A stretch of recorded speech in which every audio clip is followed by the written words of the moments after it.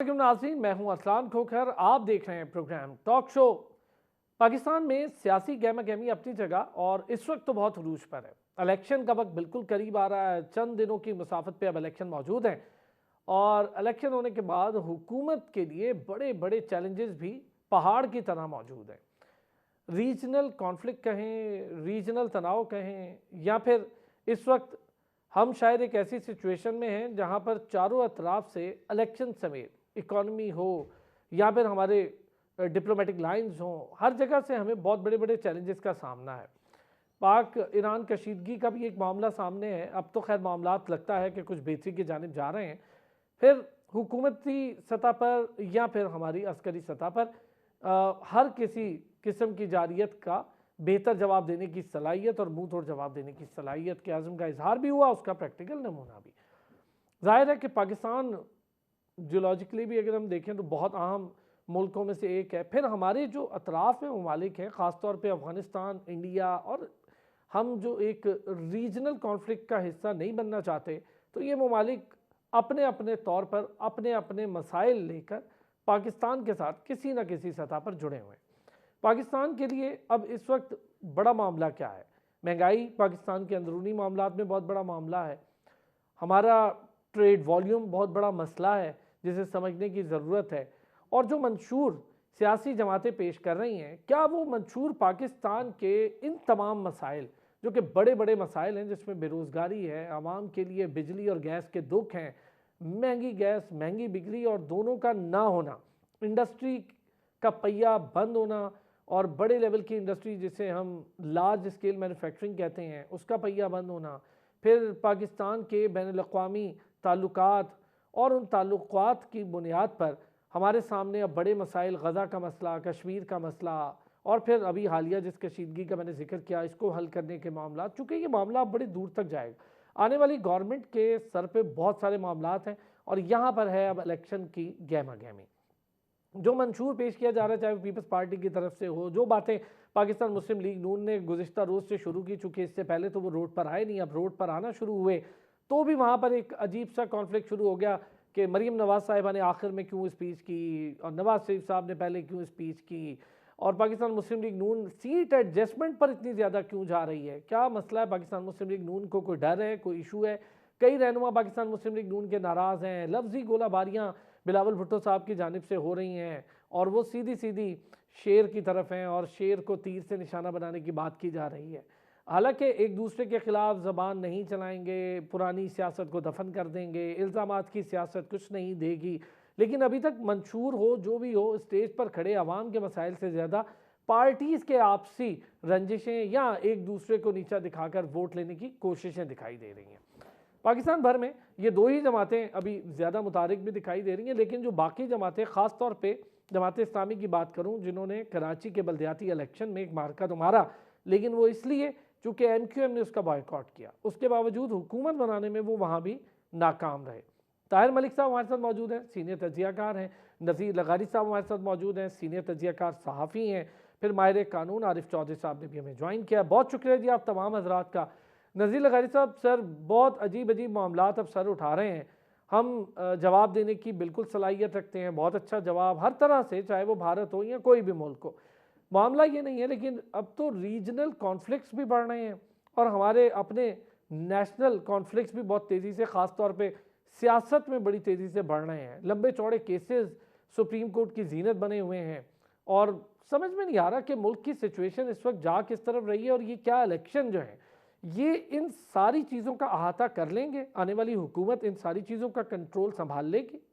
अवाम बादशाहत को कबूल नहीं करते हैं, अवाम आमरियत और डिक्टेटरशिप को कबूल नहीं करते हैं, और ना ही आलमी बिरादरी इस तरह की सूरत हाल को कबूल कर रही है कि एब्सोल्यूटिज्म की या ताकत की हुक्मरानी कायम हो जाए। कोई भी इस बात के लिए तैयार नहीं है। तो जाहिर है आपके पास एक ऑप्शन है कि आप अवाम के पास जाएं और अवाम अपना फैसला करें। तो ये तो मैं समझता हूँ कि मुनासिब तर्ज हुकूमत होता है कि अवाम के पास जाएं और अवाम अपना फैसला करें। जहाँ तक आपकी रिस्पांस की ताकत की बात है, तो एक एक एक्शन हुआ, आपने रिएक्शन किया। मेरा ख्याल है कि एक्शन भी नामुनासिब था, लेकिन रिएक्शन आपका उतना ही था जितना रिएक्शन होना चाहिए था। और इसके बाद आपको डिप्लोमेटिक सतह पर चले जाना चाहिए और आपको सफारतकारी के जरिए मसाइल को हल करना चाहिए। आपको अवाम के वहाँ पर दो तरफा जो है आपके ताल्लुकात उनको फिर से जोड़ना चाहिए। यह ऐसा नहीं है कि हम इन चीज़ों को ख़त्म कर लें। आप हर चीज़ तब्दील कर सकते हैं, लेकिन आप पड़ोसी तब्दील नहीं कर सकते, आप अपना रिश्ता तब्दील नहीं कर सकते हैं। आपके अपने भाई के साथ या अपने ख़ानदान के किसी और शख्स के साथ ताल्लुकात कैसे भी हों, लेकिन वो रिश्ता और ताल्लुक बरकरार रहता है। बिल्कुल ठीक। और उसके पड़ोसी जहां भी होते हैं तो आप पड़ोसी को तब्दील नहीं कर सकते। पड़ोसी तो आपका वही रहेगा जो आपके घर के करीब रहता है। और जोग्राफियाई तौर पर मुल्क तो वही रहेंगे अपनी जगह पर, ईरान भी, अफगानिस्तान भी, इंडिया भी, चाइना भी, और जो रीजन है वो भी वही रहेगा। आप साउथ एशियन रीजन में हैं, आपके वेस्ट में सेंट्रल एशियन रीजन है, साथ में ही मिला हुआ है आपका मिडल ईस्ट का रीजन है। यहाँ दुनिया भर की बेहतरीन अपॉर्चुनिटीज़ का दौरा है। यहाँ पर बड़े इम्कानात पैदा हो रहे हैं, आपकी तरक्की के लिए बड़े इम्कानात पैदा हुए हैं।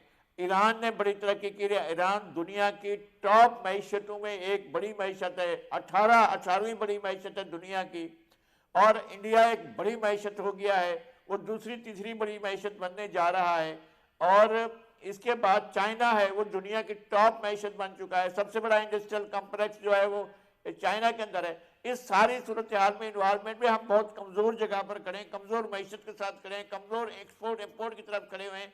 हमारे पास जो है वो पैदावारी सलाहियत जो है वो मफकूद है, और हमारे पास एनर्जी के वसाइल नहीं है। तो इस सारी चीज़ों के होते हुए हमें देखना ये है कि हमें किस चीज़ की ज़रूरत है।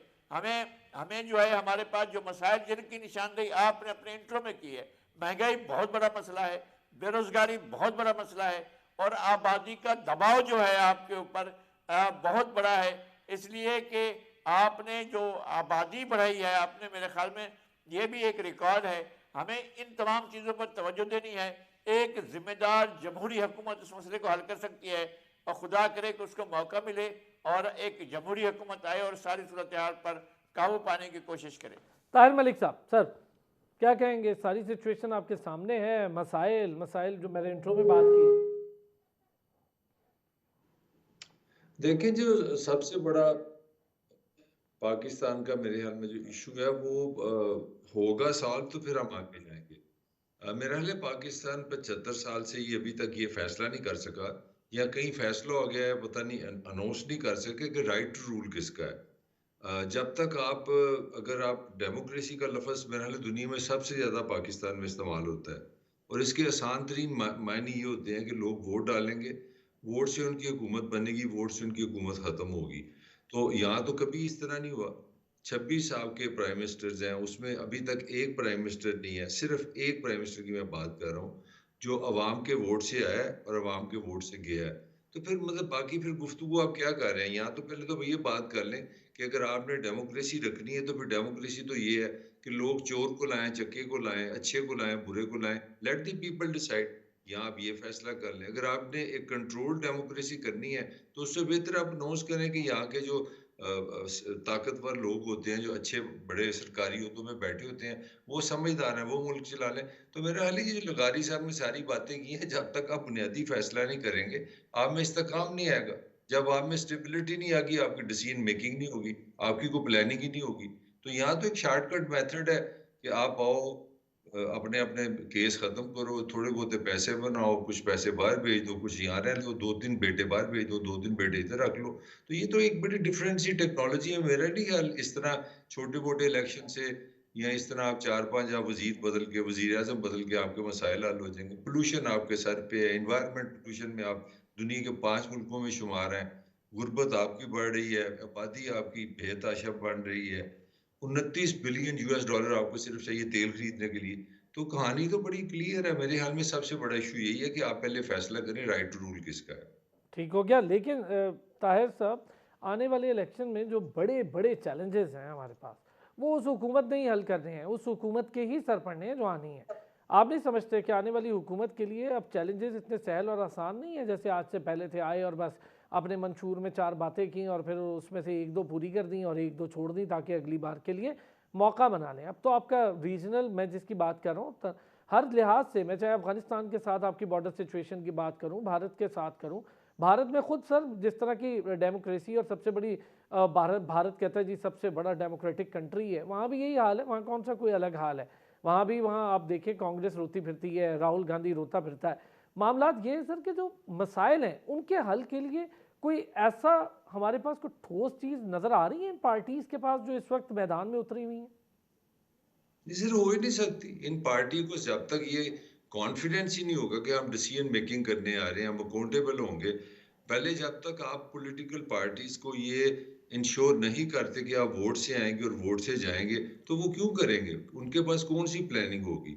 मतलब इमरान खान बड़ा पॉपुलर आदमी है, एक बेहतर इंसान है, मैं समझता हूँ लीडर भी है, मगर 5 उसने सेक्रेटरी फिनेंस बदले थे, 4 उसने वजीर खारजा बदले थे, और आने से पहले उसका क्लेम था कि मैंने 22 साल होमवर्क किया। होमवर्क की ये हालत थी कि 5 सेक्रेटरी और 4 आपके फाइनेंस मिनिस्टर बदल गए। अब इमरान अपना नवाज शरीफ के पास कौन सा प्लान है? 5 जज 5 जज 5 जज, मुझे निकाला 5 जज, 2017 कहानी खत्म। बिलावल की आप स्पीच सुन ले, 1 घंटा लगता है, एक आदमी बोलता जा रहा है, बोलता जा रहा है, बोलता जा रहा है, मैसेज गया मुझे प्राइम मिनिस्टर बना दो। फॉरेन मिनिस्टर 16 महीने रहा है, अफगानिस्तान से जंग, हर रोज वो पाकिस्तान पे जो टेररिज्म हुआ है अफगानिस्तान से हुआ है, ईरान से आप एट वॉर हैं, इंडिया से आपको पता है आपकी हिस्ट्री क्या है, तो कौन सी आप किसकी बात आप कर रहे हैं? मेरा फिर वही सवाल है, जब तक आप पाकिस्तान की पॉलिटिशियन को, पॉलिटिकल पार्टीज को ये इंश्योरेंस नहीं देते कि आप वोट से आएंगे, वोट से जाएंगे, आप पाकिस्तानी अवाम आपके अकाउंटेबल है, आपका गिरेबान पकड़ेंगे, ये इस तरह दाएं बाएं करके अपनी वारदातें डाल के चलते जाएंगे। आरिफ चौधरी साहब, कानूनी पेचीदगियां भी बार बार कभी इलेक्शन के मामले में सामने आ जाती हैं, कभी पार्टी के हवाले से केसेस पे सामने आ जाती हैं, कभी बहुत बड़े बड़े केसेस हैं उन पे सामने आ जाती हैं। 2023 भी हमने ऐसे देखा, 2022 भी ऐसे ही देखा, 2021 भी ऐसे देखा, 2018 से तो ये मामला बहुत ही ज़्यादा बढ़ गया। कैसे देख रहे हैं सर 2024 में भी, इलेक्शन के बाद भी अदालतों का साल रहेगा, आने जाने चक्कर, और जितने केसेस पेंडिंग है अब आम आदमी के, वो बेचारा अपना सवाल करता है हमारे केस कब लगेंगे? देखें, ताहिर मलिक साहब ने बुनियादी बात कर दी है। सारे मसाइल का हल सिर्फ एक है, और वो ये है कि पावर सेंटर कौन होगा और कहाँ, और लोगों को कब ये हक मिलेगा कि वो अपनी मर्जी से अपने नुमाइंदे मुंतखब करें। जहां तक अदालतों का ताल्लुक है, अदालती निज़ाम जो है इसे आप आइसोलेशन में नहीं देख सकते। अदालती निज़ाम की तरतीब भी तब दुरुस्त होगी जब पाकिस्तान के अंदर ट्रूली इलेक्टेड गवर्नमेंट होगी, और उसका एजेंडा वही होगा जो दुनिया भर में डेमोक्रेटिक गवर्नमेंट्स का होता है कि administration of justice is the first pillar of good governance, is the first pillar of government. यानी या जो भी डेमोक्रेसी आएगी उसके लिए सबसे बड़ा चैलेंज ये होगा कि उसने पाकिस्तान को इंसाफ देना है, और इंसाफ का निज़ाम जो है सबसे पहले तो आपको ये करना होगा कि ख़त्म करना होगा वो जो सज्जाद अली शाह वाली जजमेंट थी, जिसके नतीजे में ये है कि जनाब जो इख्तियार है वो जजेस के पास ही है कि चीफ जस्टिस साहब जो है, हाई कोर्ट के चीफ जस्टिस अपना नीचे जज हाई कोर्ट में लगाए, और सुप्रीम कोर्ट के चीफ जस्टिस जो है वो सुप्रीम कोर्ट में। और उसका नतीजा ये है कि पाकिस्तान में अब मेरिट नाम की कोई चीज नहीं रही। जजेस जो हैं सबसे पहले ये देखते हैं कि मेरा कोई अजीज, मेरा कोई रिश्तेदार या सियासी तौर पर मेरे साथ वाबस्ता शख्स जो है उसको मैंने लेके आना है। तो एक तो बात ये हो गई, और दूसरी बात यह है कि जहां तक अदालतों के केसेस का ताल्लुक है, उनमें तय हो गया कि ये जो करप्शन और बड़े माफियाज के केसेस हैं उसमें तो जब किसी का दाव लगेगा वो माल बनाएगा, और उसके बाद अगर ताकत में नहीं रहता वो, और ताकत में रहने का तरीका यही है कि ताकत शेयर करे, जो बड़ी ताकत है उसके साथ मिलकर कुछ मामूली सा हिस्सा एक मुंशी का किरदार जो है अदा करेगा, तो उसे कोई नहीं पूछेगा, उसके लिए कोई सारे दरवाजे खुले हैं। और अगर वो थोड़ा सा ऊंचा बोलेगा तो सारे उसके करप्शन के केसेस जो है वो खुल जाएंगे। तो यहाँ तो ये बात होगी। और बाकी रहा मामला आम आदमी का, आम आदमी को तो इंसाफ वगैरह वाली बात जो है कि अब मैं नहीं समझता कि कोई शख्स भी जो जी शऊर है वो ये यकीन कर सके कि पाकिस्तान में किसी आम आदमी को कोई इंसाफ मिल सकता है। आम आदमी के लिए इंसाफ के दरवाजे बंद है, और ये जो आप रोज केसेस की बात करते हैं, ये आप थी, मुझे भी तकरीबन अब यानी 40 साल हो गए हैं इस मैदान में। मैं भी देखता हूँ कि ये सारी बातें अब सिर्फ करने की रह गई है। चाहे उसमें आप पैच वर्क आप जितना वर्क करते हैं कि जी आप इतने दिनों में केसेस डिसाइड होंगे, ये होगा वो होगा।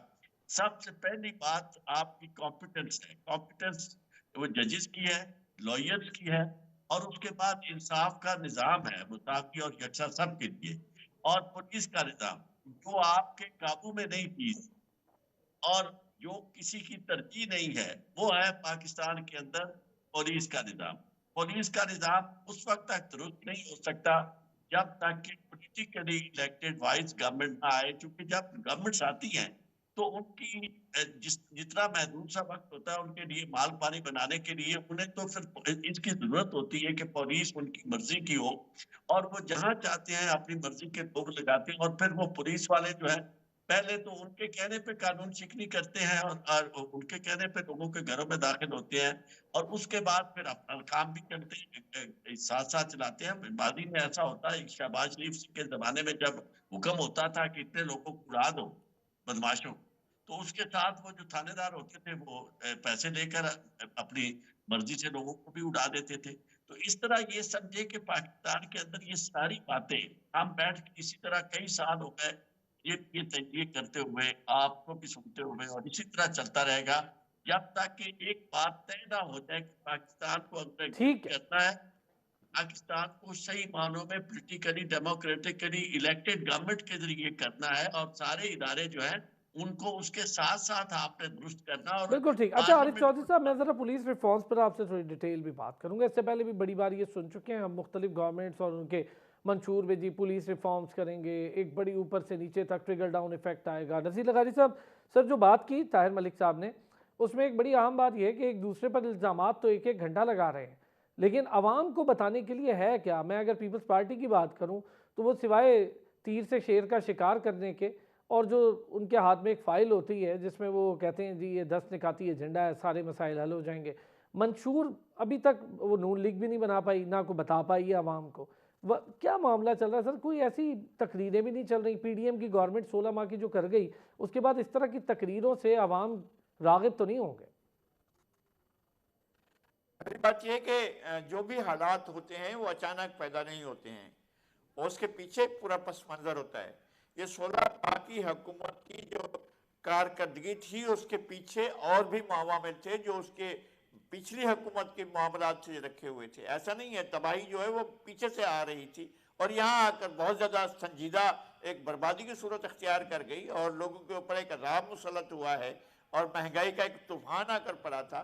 तो महंगाई तो उससे पहले शुरू हो गई थी, और जिस तरह से जब फैसला किया था खान ने कि हमने नहीं जाना है IMF में, तो उस वक्त तो उनके लिए मसाइल शुरू हो गए थे। फिर उसके बाद महंगाई का सिलसिला शुरू हो गया था। महंगाई ऐसी हो गई थी कि अदरक 600 रुपये तो चली गई थी, और प्याज वो जो है अपना टमाटर जो है वो 300-400-500 तक चला गया था। वो सूरत हाल पहले ही चली गई थी, और उसके बाद उसका तसलसल जो है वो यहाँ पहुँचा कि जनाब पाकिस्तान जो है दिवालियापन की तरफ जा रहा था, और ये तय हो गया था जी पाकिस्तान श्रीलंका के बाद साउथ एशिया का दूसरा बड़ा मुल्क होगा जो बैंक करप्सी की तरफ जा रहा है। खुदा ना खास्ता ऐसी सूरत हाल पैदा होती तो शायद पाकिस्तान के लिए जो आज के हालात हैं वो ना होते, उससे ज़्यादा बदतर होते। उसके बावजूद भी मैं नहीं समझता हूँ कि हुकूमतों ने डिलीवर किया है। हुकूमतों ने डिलीवर नहीं किया। हुकूमतें जो है वो एक चारों तरफ से मसाइल में घिरी हुई और गवर्नेंस करने की अहलियत से आरी होने की वजह से वो काम नहीं करती हैं। असल में हुकूमतों के पास हुकूमतों को इधर देखना पड़ता है, कभी अदलिया की तरफ, कभी इस्टेब्लिशमेंट की तरफ, कभी ब्यूरोक्रेसी की तरफ, कभी किसी की तरफ। ये सियासी हुकूमतें नहीं होती हैं। ये लगता ही नहीं है कि कोई सियासी हुकूमत सियासी व्हील के साथ आई है। किस सियासी व्हील के साथ आएंगे और कौन से वादे करके आएंगे? चले एक शानदार किस्म का मंशूर आ जाए किसी भी पार्टी की तरफ से, तो डिलीवर कैसे करेंगे? क्या सारे के सारे जो मुल्क के मुख्तलिफ इदारे हैं वो डिलीवर करने के लिए राह हमवार करेंगे या राह में रुकावटें डालेंगे? होगा क्या? और लाडलों को लाने का सिलसिला कब तक चलता रहेगा? और सियासत के अंदर पनीरी काश्त कब तक की जाती रहेगी? सियासत के अंदर जो है वो कब तक यह सिलसिला रहेगा कि फुला प्यारा है, फुला हमारे दिल के करीब है, फुला दिल से दूर है, और इसको तो मैंने आने नहीं देना है और उसको हम लेकर ही आएंगे। अगर यह सिलसिला चलता रहा तो फिर चला लें आप इस मुल्क को, जिस तरह चला चाहें चला लें। नज़ीर अगर लगारी साहब, अवाम की हुकूमत बनानी सियासतदानों तो फिर की अवाम अगर नज़ीर साहब अगर मैं आपसे पूछूं कि क्या पार्टीज के अंदर, चले दूसरों पर तो हम बहुत बात कर लेते हैं, कभी किसी की कभी किसी, ये बताएं पार्टीज के अंदर आपको खुद डेमोक्रेसी नज़र आती है? पार्टीज के अंदर इतनी हिम्मत है? आप अगर जमात इस्लामी का सिस्टम देखें तो एक अमीर चेंज हो जाता है, कोई फ़र्क नहीं पड़ता, नया अमीर आ जाता है। यहाँ पर तो वज़ीर आज़म का कैंडिडेट है तो बस वही कैंडिडेट है, उसके अलावा आता नहीं है कोई। देखें, इदारे जो हैं वो तहसील सतह पर, यूनियन काउंसिल की सतह पर अपनी ऑर्गेनाइजेशन किए हुए हैं और उनके पास लोग मौजूद हैं। वो जाकर किसी भी पार्टी के अंदर अपनी जो है वो उस पार्टी को बेअसर करने की सलाहियत रखते हैं। और सियासी जमातों ने क्या किया कि लोकल निचली सतह पर जमहूरियत नहीं लेकर गए। अगर यूनियन काउंसिल की सतह पर जमहूरियत होती, यहाँ पर एक सिस्टम मौजूद होता और यहाँ से लेकर आप इवॉल्व करते ऊपर की तरफ जाते, और यूनियन काउंसिल से आप जो टाउन काउंसिल की तरफ जाते, टाउन से आप डिस्ट्रिक्ट काउंसिल की तरफ जाते, डिस्ट्रिक्ट से आप सिटी काउंसिल की तरफ जाते, फिर आप मेट्रोपॉलिटन की तरफ जाते और फिर आप ऊपर के सूबे की तरफ जाते, तो नीचे से होती। और फिर ये मुमकिन भी ना होता कि जनाब इतनी बड़ी तो फिर कोई मुदाखलत होती किसी इदारे की तरफ से या किसी भी तरफ से। तो इन्होंने जमहूरियत को मजबूत नहीं किया है। आपकी बात बिल्कुल ठीक है, पार्टियों का मजबूत होना, पार्टी सियासी अमल से मजबूत होती है। ऐसे नहीं होती है कि नामजद कर दिया जाए, जी मैं सदर हूँ और मेरा छोटा भाई जो है वो पार्टी का सरबराह है और मेरा बेटा जो है वो पार्टी का जो है वो चेयरमैन है या प्रेसिडेंट है और मेरी बेटी जो है वो फलां ओहदे पर है। तो इस तरह से नहीं होता है। पार्टियों को बाकायदा निचली सतह पर ऑर्गेनाइज करना पड़ता है। अगर यूनियन काउंसिल की सतह पर हर पार्टी की तंजीम हो और यूनियन काउंसिल की सतह पर हर पार्टी जो है वो अपने इलेक्टोरल बॉडी जो होती है यूनियन काउंसिल की, उसमें अगर मौजूद होगी तो क्यों नहीं उनको डिलीवर करने का मौका मिलेगा। हर सतह पर होना है। दुनिया में एक सिस्टम तो ऐसे ही चलता है ना कि आप नीचे से आप लोगों को करें और जो दरवाजे के सामने मसाइल है उनको तो हल होना चाहिए, फिर बड़े मसाइल भी हल हो जाएंगे। नज़ीर साहब एक छोटा सा ब्रेक, ताहिर मलिक साहब भी साथ हैं, आरिफ चौधरी साहब भी साथ हैं। ये जो यूनियन काउंसिल की बात कर रहे हैं, ट्रिकल डाउन इफेक्ट की बात कर रहे हैं, बल्दियाती इंतखाबात कितना टाइम हो गया? एक हुकूमत तो इसका बड़ा नारा लगाती थी कि निचली सतह तक इख्तियारात की मुंतकली बहुत ज़रूरी है, उन्हीं के टाइम पर बल्दियाती इंतखाबात फंस गए, सारा मामला वहीं आकर रह गया। इंतखाबात हो जाते हैं, निचली सतह तक इख्तियारात की मुंतकली बड़ा एक बहुत बड़ा मसला है। वापस आते हैं ब्रेक से, इस पर भी बात करते हैं और थोड़े से इस पर भी करेंगे कि अब तक पाकिस्तान मुस्लिम लीग नून मंशूर देने में नाकाम क्यों रही है, क्या सोच रही है, बाकी पार्टी इसका मंशूर सुन के देंगे या क्या मामला है, को मंशूर बनाना मुश्किल हो रहा है पीडीएम की गवर्नमेंट के बाद। वापस आते हैं ब्रेक से, इस पर बात करते हैं। वेलकम बैक जी। ताहिर मलिक साहब, नज़ीर लगारी साहब ने जिक्र किया बल्दियाती इख्तियारात के हवाले से, निचली सतह तक इख्तियारात का मुंतकिल ना होना खुद डेमोक्रेसी के लिए एक बहुत बड़ा चैलेंज, बल्कि एक बहुत बड़ा सवाल है। हम इससे पहले भी देखते रहे, पीटीआई गवर्नमेंट भी ये कहती रही कि जी निचली सतह तक इख्तियारात की मुंतकली बहुत ज़रूरी है, लेकिन बहुत ज़रूरी वाला मामला हुआ नहीं। और यहाँ पर आकर हम देखते रहे कि बार बार चेहरे तब्दील होते रहे, सब कुछ होता रहा, लेकिन इख्तियारात निचली सतह तक मुंतकिल नहीं हुए। वो लगारी साहब वाली बात ही है ना कि अगर आप प्रोसेस चलाएंगे, पॉलिटिकल प्रोसेस चलेगा तो पॉलिटिकल मेजोरिटी आएगी ना। जिस अनसर्टेनिटी से, अब देखिए आइडियल तो ये था ना कि तहरीक इंसाफ ने 5 साल पूरे किए होते तो आप और मैं उनसे पूछते जी वो 1 करोड़ जॉब्स किधर है आपकी, वो जो 50 लाख घर बनाने थे वो किधर है, आईएमएफ से आपने जान छुड़ा के खुदकशी करनी थी या आपने आईएमएफ से जान छुड़ाई है या खुदकशी की है, दोनों में से एक काम तो करें ना। तो कुछ भी नहीं हुआ। नए ही वो एक लेवल बना हुआ है कि जी वो रजीम चेंज होगी। मेरा जो आर्गुमेंट ये है कि जब तक चीजों में ठहराव नहीं आएगा, सिस्टम की प्रेडिक्टेबिलिटी होगी, नीचे फिर इसलिए नहीं आ पाएंगे क्योंकि फैसले तो नहीं, आप सब जब तक आप इंडिपेंडेंट फैसले नहीं करेंगे, मेरा ख्याल है कि पाकिस्तान की जितनी भी हुकूमतें बनती हैं वो फाइनेंशियल मामला को ना समझती है ना वो फैसले करते हैं। वो जो हमारा रियासती ढांचा है वो उसको कंट्रोल रखता है। इसी तरह फॉरेन पॉलिसी भी आपकी कंट्रोल है। चीजें जब तक कंट्रोल लेंगी, उनको आप स्पेस नहीं देंगे तो फिर आगे वो आगे स्पेस नहीं देंगे।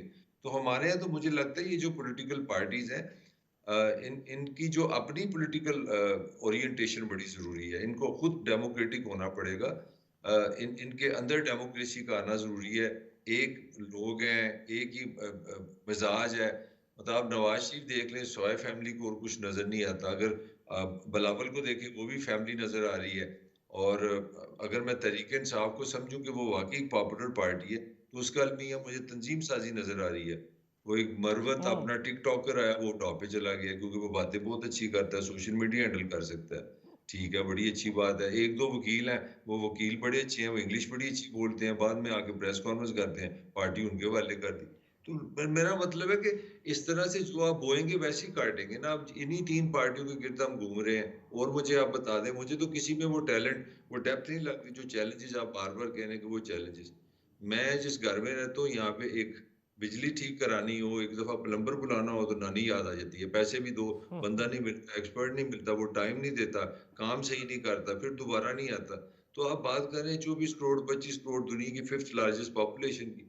तो you have to be extremely organise for it. Sir जैसे आप कह रहे हैं ना ताहिर साहब, मैं भी यही कह रहा हूँ, अवामी मसाइल कुछ और हैं, उसी का तो जिक्र होता हम देख नहीं रहे स्टेज पर। अवामी मसाइल तो बिल्कुल अलग हैं। आपका मसला, जैसे आपने कहा, जिसका जिक्र किया, मैं उससे भुगतता हूँ, मैं उससे गुजर रहा हूँ। हमारा मसला है बिजली के बिल कम हो जाएं भाई। गैस, अगर इतने बिल आ रहे हैं तो गैस मिले भी सही। हमें जब गीज़र चलाना हो, हमें सर्दियों में उसका इस्तेमाल करना हो, तो हमारे पास गीज़र में गैस की अवेलेबिलिटी हो। ये चीज़ें हमारा मसला है। हमारा मसला महंगाई है, और बहुत ज़्यादा महंगाई है। लेकिन इस महंगाई को कंट्रोल करने के लिए कुछ जामे मजबूत प्लान की ज़रूरत है। मुझे ये बताएं ताहिर साहब, पॉलिसीज़ का कितना बड़ा फुकदान है? अब हम इसको छोड़ देते हैं कि कोई आ रहा है, क्या आ रहा है, कौन फैसला, चूँकि गवर्नमेंट आ रही है, कुछ ना कुछ उनके इख्तियार में है, लेकिन पॉलिसीज़ का फुकदान एक बहुत बड़ा बहरान है खुद में।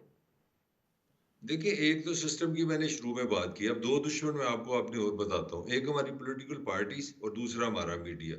ना मीडिया में इतनी डेप्थ है कि वो ऐसे मौजू शेयर करे जिससे वो जो आप बात कर रहे हैं। मीडिया के भी आप मौजू देख लें, मतलब जिस मुल्क में ये हेडलाइन होगी कि मैं तीर से शेर का शिकार करूंगा बिलावल, ये हेडलाइन है आपकी।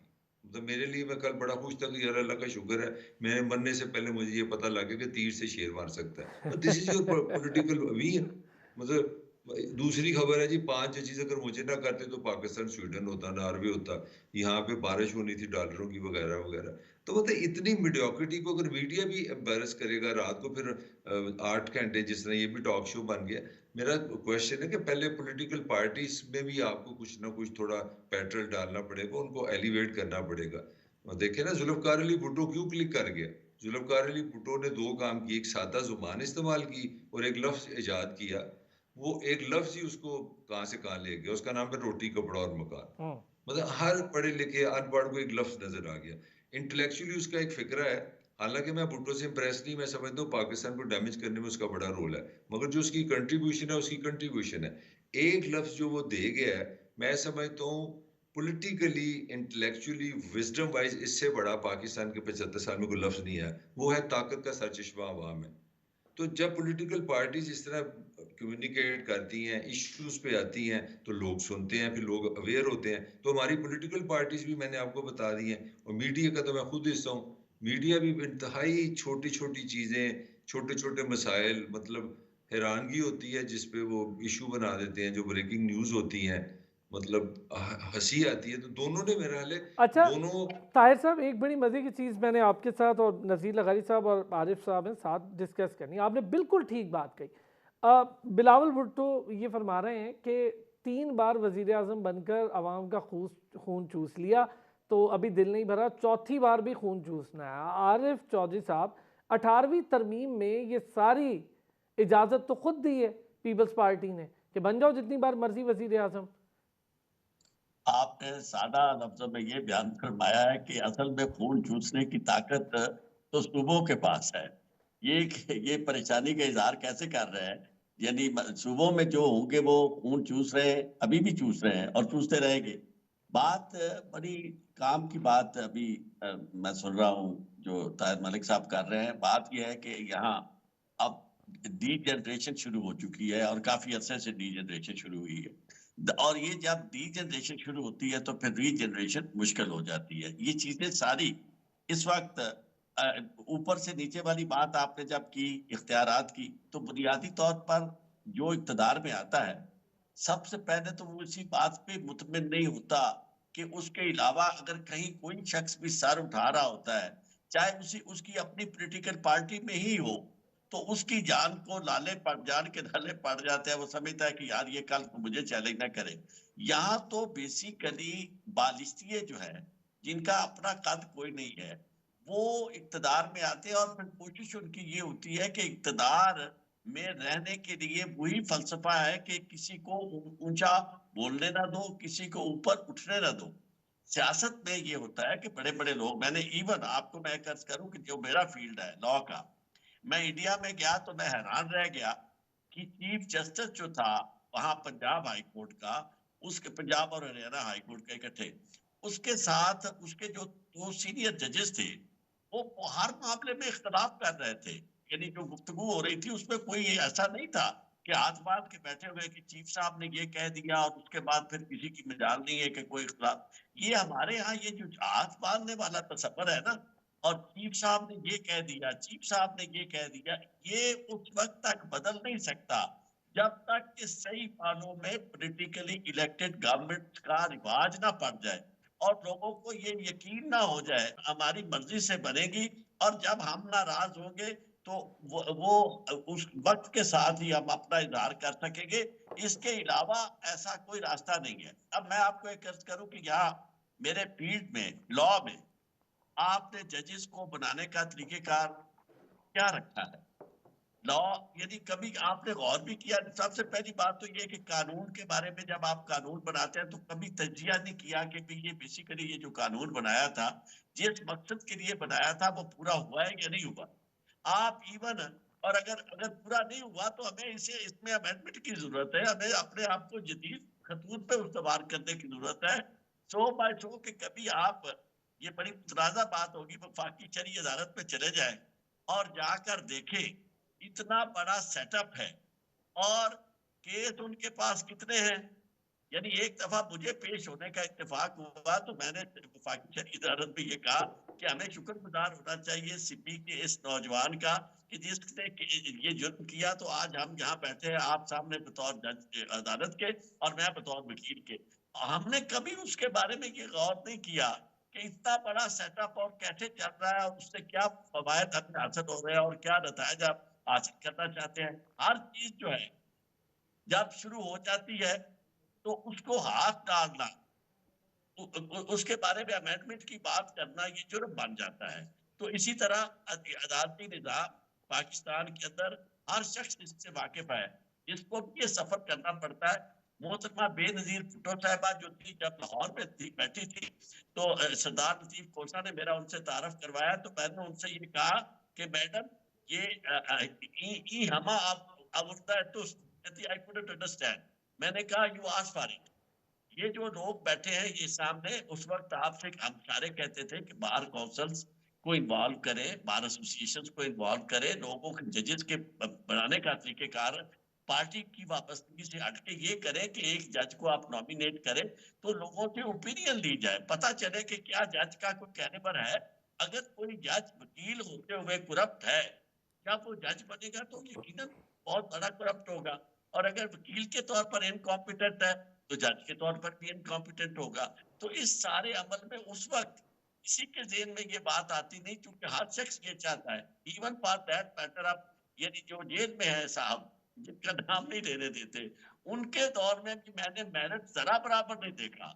ये जो आपका था यानी गिलगित बल्तिस्तान, वहां एक ऐसे शख्स को जो इस वक्त लॉ मिनिस्टर है सिपाही गवर्नमेंट का पेशावर में, यकीन माने अनफ बे नहीं जानता लॉ की और इंतहाई इनकॉम्पिटेंट, लेकिन उसे उन्होंने चीफ जज बना दिया। और इसी तरह और बहुत सारे लोगों को। तो फिर जहाँ कानून की अमलदारी का ताल्लुक है, कानून की अमलदारी भी वक्ती तौर पर हर एक जब सूट करती है उसी वक्त वो उसकी बात, चाहे नवाज शरीफ होगा तो वो उस वक्त कानून की बात लेकिन करेगा। आरिफ चौधरी साहब, ये जो 62(1)(f है, ये करप्ट प्रैक्टिसेस को रोकने के लिए या सिर्फ सियासतदानों पे इस्तेमाल करने के लिए? अभी आप जो वकला और जजेस की बात कर रहे हैं कि उनके तरीक़ाकार, उनकी जो हिस्ट्री है उसको भी देखना चाहिए, या सिर्फ सियासतदानों तक लागू है? और उसमें भी इबहम है, सादिक और अमीन वाला मामला मुझे समझ नहीं आता खैर किसको कैसे करार दिया जा सकता है। कहा कि सियासतदानों के अलावा नहीं होना चाहिए। बात तो ये है कि ये जो सादिक और अमीन वाली बात है, ये तो खैर you are asking too much. मतलब है कि ये तो बहुत ही एक सब्जेक्टिव है, इसको आप ऑब्जेक्टिविटी के टेस्ट पे तो रखना आपके लिए मुश्किल है। लेकिन असल बात ये है कि ये जितने इदारे बन गए हैं ना, ये अगर यहाँ इनके अपने अंदर जो सिस्टम है, जिसे कहते हैं जी हमारे अंदर खुद एहतसाबी है, फौज के बारे में तो हम बात नहीं कर सकते, हमें नहीं पता कि उनकी क्या खुद एहतसाबी, अगर किसी को मालूम भी हो तो वो अपनी जी जवानी से बात करे, मैं तो नहीं कर सकता। लेकिन बाकी जहां तक ये मेरे इदारे का ताल्लुक है या अदालतों का ताल्लुक है, यकीन माने ये जो केसेस आते हैं रेफरेंसेस इन जुडिशल सुप्रीम जुडिशल काउंसिल में, ये रेफरेंसेस सिर्फ उस सूरत में कामयाब होते हैं जब ऊपर से कहीं से इशारा हो और ठीक। जज जाती तौर पर बिल्कुल ही आखिरी हद तक चला गया हो कि किसी को अच्छा ना लग चलिए। रहा हो, अदरवाइज तो यकीन माने वो रेफरेंसेस चलते रहते हैं। मैं समझ और गया। खुद आरिफ चौधरी साहब, खुद एहतसाबी केवल पे जिस पे आपने जिक्र किया है, और फिर 18वीं तरमीम जिसमें खुद इजाजत दे रहे हैं कि आप 1 क्या 2 क्या 3 4 बार वजीर 5 बार बन जाए, उस पर भी बिलावल भुट्टो ये कह रहे हैं कि वो तीसरी दफा वजीर आजम के बाद चौथी दफा, तो ये क्यों दी इजाजत? ये तो खुद 18वीं तरमीम करते हुए सोचना चाहिए था। वापस आते हैं ब्रेक से, तो सीनियर हजरात हमारे साथ मौजूद हैं, इस पर भी बात करके देख लेते हैं। वेलकम बैक जी। नज़ीर लगारी साहब, 18वीं तरमीम खुद इजाज़त दे रहे हैं और बड़ा पीपल्स पार्टी तो उसको विन विन सिचुएशन कहती है और कहते हैं जी ये हमारा कारनामा है, फिर खुद इजाज़त दे रहे हैं कि कोई कदगन नहीं है, 4 क्या 5 बार वजीर आजम बन जाए, और खुद कह रहे हैं जी तीसरी बार वजीर आजम बन के और फिर चौथी बार वजीर आजम बन के। सवाल ये खामखा के सवाल हैं, इस सवाल की कोई अहमियत नहीं है। अगर लोग किसी को चाहते हैं 10 बार वजीर आजम बनाना, पार्लिमानी जमहूरियत में ऐसा हो सकता है, क्यों नहीं हो सकता है? अगर कोई डिलीवर कर रहा हो, कोई काम कर रहा हो और उसने मुल्क को बनाया हो, तो ये क्या जरूरी है कि जो अथॉरिटेरियन हो, जो मुतलकुल अनान हो, जो बादशाह हो, जो आकर बैठ जाए, डंडा लेकर आए और आकर बैठ जाए और 10 साल हुकूमत करता रहे और मुल्क को बर्बाद करता रहे, उसको हक है? और जो अवाम जिसको मुंतखब करें वो 2 मरतबा 3 मरतबा नहीं आ सकता है? ये कौन सी मंतक है? ये मंतक कोई समझ में आने वाली नहीं। 18वीं तरमीम ने पाकिस्तान के बड़े मसाइल हल किए थे, वो पावर को नीचे ले आई है। अब इसको और आगे बनाना था कि ये जाति अगर इक़्तिदार जो है वो निचली सतह पर चला जाता, अगर बलदियाती दायरों पर चला जाता, फंड्स और अख्तियारात को नीचे ले जाया जाना चाहिए, इससे आपके मसाइल हल होंगे। वज़ीर आज़म बनने से क्या होता है? अब मैं मियां नवाज शरीफ के 4थी बार 5वीं बार 10वीं बार में वज़ीर आज़म का बनने का मुखालिफ नहीं हूँ, लेकिन उन्हें बताना चाहिए कि मैंने ये करना है, पाकिस्तान को इस तरह से तब्दील करना है, इस तरह से ठीक करना है। अगर मैनेजमेंट करके, अगर अरेंजमेंट करके, अगर जो है वो सहूलतकारी के जरिए आना है और सहूलतकारी के जरिए आप 1 दफा के लिए आए, आप 5 दफा के लिए आए, लेकिन वो वही होगा। अच्छा नज़ीर लगारी साहब, अगर मैं तजर्बे की बुनियाद पे आपसे ये पूछना चाहूँ, आपका माशाल्लाह जितना सहाफत का तजर्बा और इन लोगों को करीब से देखा और पार्टियों को करीब से बनते टूटते देखा, क्यों नहीं मंशूर अब तक दे पा रही पाकिस्तान मुस्लिम लीग नून? नहीं, मुस्लिम लीग नून के मसाइल दूसरे हैं। मुस्लिम लीग नून के पास हमेशा इक़्तिदार भी रहा है, ताकत भी रही है, डिलीवर करने की सलाहियत भी रही है और उन्होंने किया भी। ऐसा नहीं है कि बिल्कुल फेल गए हैं, लेकिन मसला यह है कि जिन ताकत के मराकज़ का ये काम नहीं है कि वो ये तय करें कि 4 साल इसको चलने देंगे, 2 साल उसको चलने देंगे, 1 साल उसको चलने देंगे। ये तय करना अवाम का काम है और यह खुदा के वास्ते इस खेल को ख़त्म होना चाहिए। लाडलापन बनाना जो है कि आज ये मेरा लाडला है, कल वो मेरा लाडला है, इस खेल को ख़त्म होना चाहिए। असल में पाकिस्तान के अवाम को फैसला करने देना चाहिए कि वो जिसको मुंतखब करें उसको ले आए। और अगर आप किसी के लिए भी रुकावटें, अगर खुद अपने लिए रुकावटें पैदा करे, उसकी अपनी बात है। यानी किसी ने नहीं कहा था आखिर वक्त तक, पिछले साल हम देख रहे थे इमरान खान साहब की सारी एक्टिविटीज चल रही थी, अचानक उनकी गिरफ्तारी। तो गिरफ्तारी किसकी नहीं हुई? जुल्फ़िकार भुट्टो की हुई है। और गिरफ्तारी किसकी नहीं हुई है? पाकिस्तान में तमाम सियासतदानों की, सोहरावर्दी की गिरफ्तारी हुई है और ख्वाजा नाज़मुद्दीन की गिरफ्तारी हुई है, मौलवी ए के फजला की गिरफ्तारी हुई है, पाकिस्तान के बानियान की गिरफ्तारी हुई है। अगर इनको गिरफ्तार किया जाए तो कौन सी कयामत आ गई थी? चढ़ दौड़े जनाब, चलो कोर कमांडर हाउस पर हमला करो, GHQ पर हमला करो, ग्रेजन पर हमला कर दो और एयरफोर्स के पर हमला कर दो, शहीदों की यादगारों पर हमला कर दो। ये कौन सा तरीका था यार? ये कौन सी बात थी कि जनाब इस तरह का जाकर आप सारा कुछ रद्द अमल इस तरह का ये हुआ है? ये नहीं होना चाहिए था। आप ये कभी ना आए कि जनाब हमें तो लाडला बनाकर प्यार से, मोहब्बत से अरेंज करके, मैनिपुलेट करके, इंजीनियरिंग करके हमें लाया गया है, अब हमें भुगतेंगे भी। ऐसा नहीं होता है। आपको अवाम के साथ रब्ता रखना होता है, अवाम के लिए काम करना पड़ता है। ये नारा है कि जनाब अगर आज़ादी चाहिए तो मेरे साथ आ जाओ, अगर गुलामी चाहिए तो किसी और के साथ। ये कौन सा नारा है? ये कौन सी बात है? कौन गुलाम है, कौन आज़ाद है? पाकिस्तान में लोग आज़ाद हैं, लोगों की जमहूरी आज़ादियाँ चाहिए, लोगों को सियासी आज़ादियाँ चाहिए और वो इसके लिए जद्दोजहद करते हैं। ऐसा नहीं है कि अरेंजमेंट करेंगे जनाब वो मुझे फलां नहीं बुला रहे हैं मुलाकात के लिए, मुझे उनकी तरफ जाने हैं मुलाकात के लिए। आप अवाम के साथ तो मुलाकात नहीं करते हैं, आप चाहते हैं कि आपको ऐवानों में बुलाया जाए।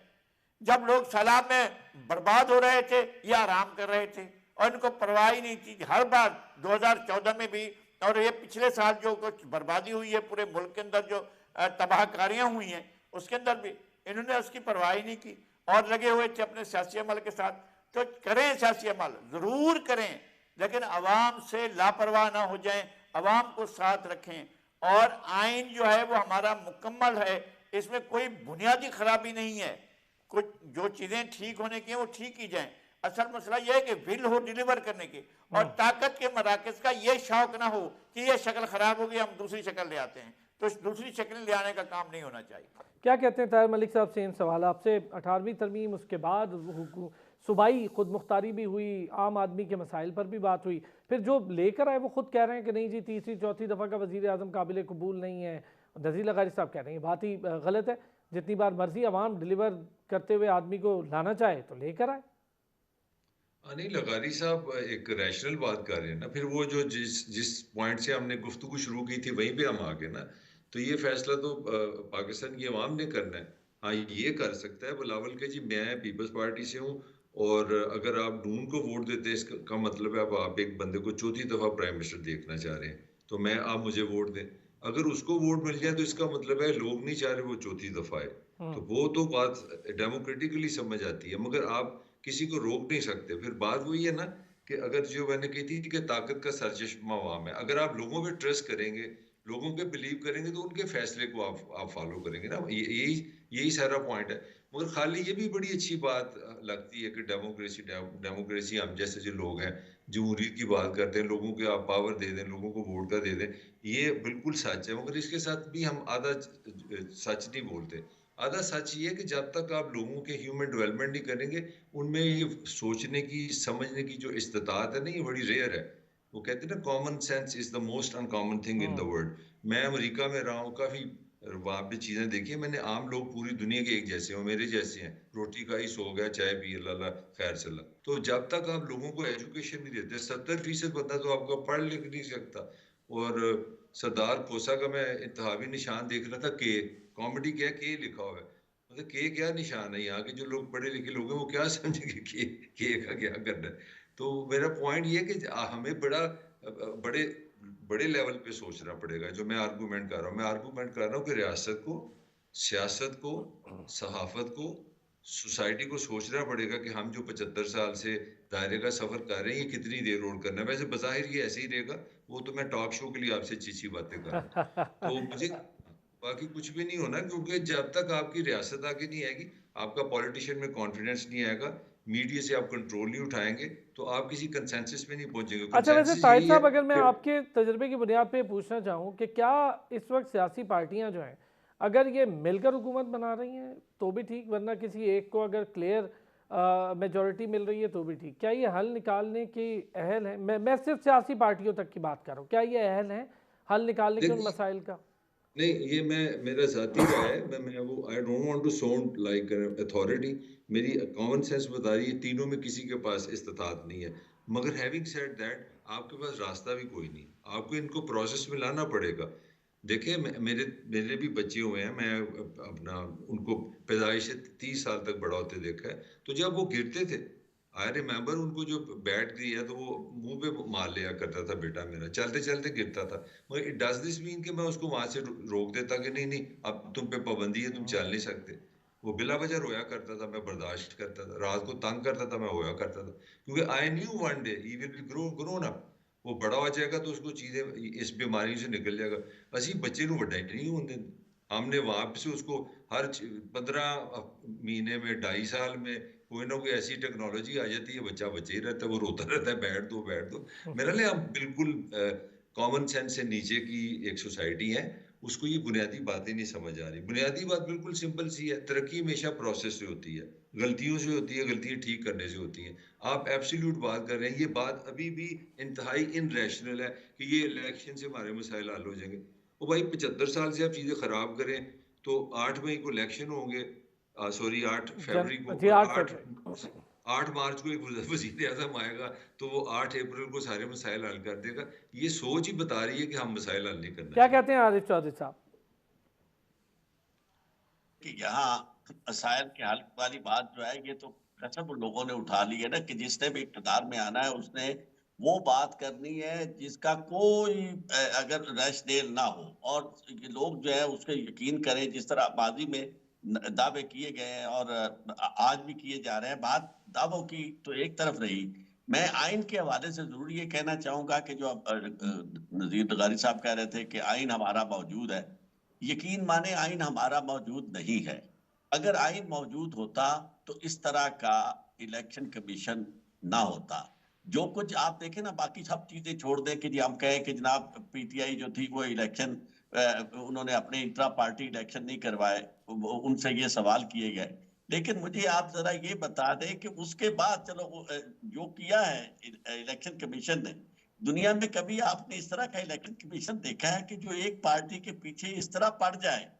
भले भाई देखिए आप सब लोग इत्तेफाक कर सकते हैं कि जनाब इन्होंने बड़ा बलवे किए, इन्होंने ये किया, इन्होंने पाकिस्तान को बड़ा चलें, लेकिन मैं एक बात बताऊं आरिफ चौधरी साहब, वक्त की कमी थी, वरना नज़ीर लगारी साहब हो गए, ताहिर मलिक साहब हो गए, आप लोग हो गए, आपने तो बहुत अदवार देखे, मैंने भी थोड़े से देखे आप लोगों से कम, पर ये सब रिपीटेशन बहुत होते देखी है। इसी रिपीटेशन को ख़त्म करने के लिए थोड़ी सी मैच्योरिटी की ज़रूरत है, आगे बढ़ने के लिए अब सोच समझ की ज़रूरत है, वरना मसाइल तो हल होंगे नहीं, और मसाइल में उलझ कर हुकूमतें भी अपने मामलात को मज़ीद ख़राब करेंगी, बेहतरी की जानिब नहीं जाएंगे। आने वाले दौर के बहुत सारे चैलेंजेस हैं इलेक्शन के बाद के, उस पर हुई बात। बहुत शुक्रिया ताहिर मलिक साहब आपका, नज़ीर लगारी साहब आपका, आरिफ चौधरी साहब का भी बहुत शुक्रिया।